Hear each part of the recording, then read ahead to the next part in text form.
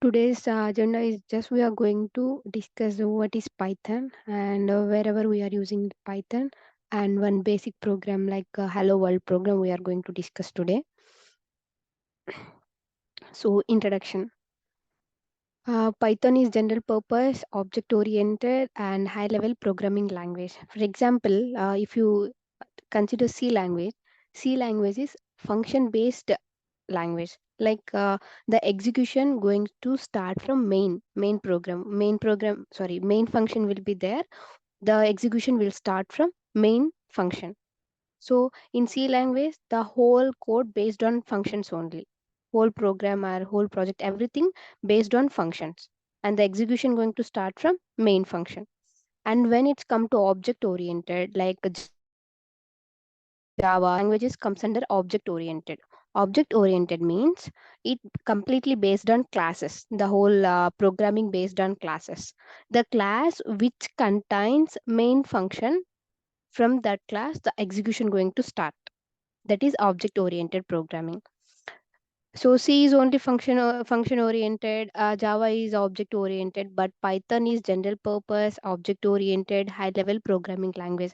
So we can do with functions we can do the coding, or we can use the classes, or without using the functions and classes also we can do the coding. That is general purpose. And object oriented means we are going to do the coding with the help of classes. Okay, this is what Python is: general purpose, object oriented, and high level programming language.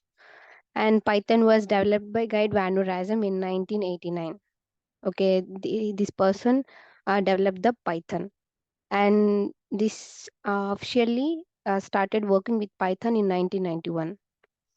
And Python is the first programming language for beginners. Means it's very simple when comparing with C, C++, or Java. When we compare with other programming languages, Python is very simple to learn or to understand. It's something like English like language.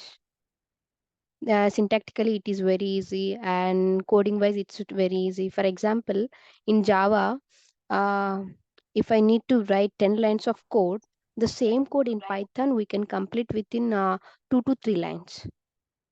The code is very less and that is very easy to understand, so a lot of advantages are there with Python. For beginners, it's very easy to understand and it's very easy to learn. And these features just now I explained, right? Functional programming language means whole coding based on functions. Object oriented means coding based on classes. Scripting language means mostly there will be commands. With commands we are going to write the code, so that is actually shell script.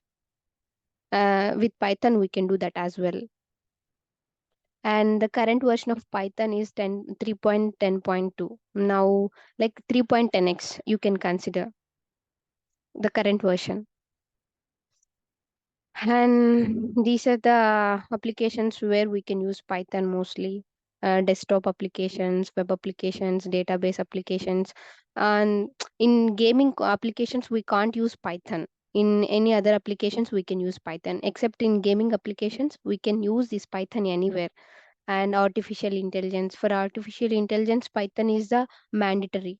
With or Python only we can work with AI. So Python is very useful when we want to work with AI. That is the only option. And desktop applications, web applications, database applications, so a lot of applications are there with which we can work with Python.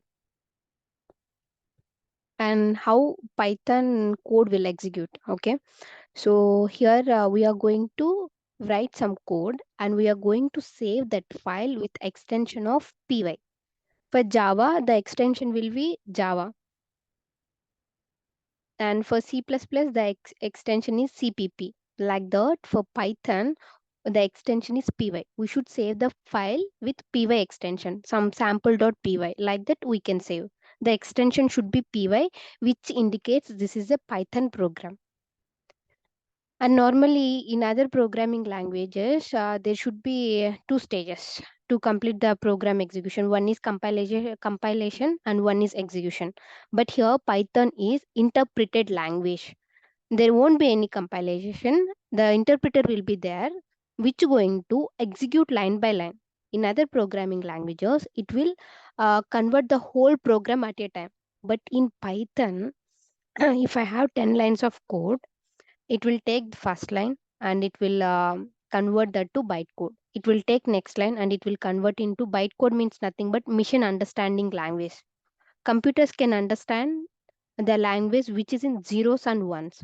Bytecode or mission code means the code will be in zeros and ones. So it will take one by one and it's going to convert the code to bytecode or machine understanding language, means zeros and ones. It will take line by line. And in these 10 lines, if you get some error with one line, the whole execution will stop there. With that line, it will stop. It won't proceed further if there is any error in one line. For example, I have 10 lines, right? In fifth line, I did some mistake. I did some syntax error.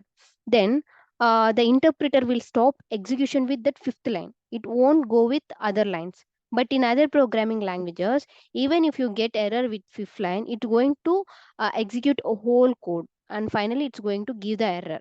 But in Python, with that line, it's going to stop the execution and it will give us the error. After fixing that error, then it will proceed further to execute other lines. That's why we call Python as interpreted language. It's going to execute line by line, and if we get error in particular line, it's going to stop execution with that line. This is Python interpreted language. And from this bytecode, we are going to get the output. Our computer will process that and it's going to produce us the output. Okay, see, these are the steps. Write the Python code and save that in py file. Interpret the code. So like we are going to give some command Python, then the file name. This is the command to execute a file. I will show you that in next class. Interpret the code means execute the code and it will generate the bytecode. And from that bytecode, the system will print us the output to the output screen. This is the process, execution process for Python file. Okay, here just one small example I'm going to show you. I want to just print hello world. In Java, how we can do, and in C, how we can do, and finally in Python, how we are going to do. The difference we can see here. In Java, just to print this hello world, we around need total, see, the 7 lines of code. This is just class name, okay? Class name. We already told, right? Java completely based on classes. So the class name, and this is actual main function, and then they are just printing hello world. And this is in C. They need to include some header files, stdio. These are header files, so they need to include those. And then this is the main function, and then print hello world. This is how they did in Java and C. But this is one line is enough to do that with Python. Instead of 3 to 4 lines of code, we can do that in single line. Print hello world. This is how we can do in Python. This hello world.